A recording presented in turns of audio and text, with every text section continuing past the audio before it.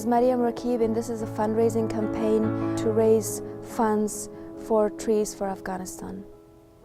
I remember in Afghanistan that was a paradise-like place, a beautiful place, a heavenly place, a green place. I returned to the same location in 2003 and found that not only were the acacia, my beloved acacia trees were gone, the road on both sides was, instead of lined with trees, lined with rubble from the houses that had been destroyed over the decades.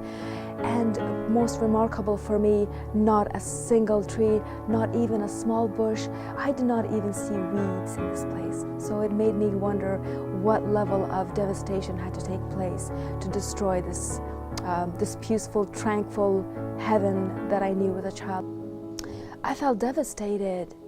I felt absolutely devastated. I was robbed of my home. I was robbed of a legacy as well, and I was robbed of my history. I felt personally in that way. We can, with great certainty, say that something like close to 80% of the natural environment has been devastated. It matters if there are a few hundred extra trees in that one tiny corner of Afghanistan. Our first project was a nursery, and we constructed the main structure of the building and the well, because water is, of course, very important. That was our priority. And that was our first nursery and our first experience with working in the country. That nursery has now, from a 1 acre plot of land to a 2 acre plot of land, has now become a 7 acre orchard, where we are nurturing some of our fantastic varieties of fruit trees, of course local to the area. But they are going to be the mother stock that we're going to be taking cuttings from and distributing them to the communities, or also just taking our saplings from there to future places. But it's incredible that we are able to advance to that level where we are enclosing more and more space. For example, this year alone we were able to move toward the next stage of planting our one group of trees, mulberry trees.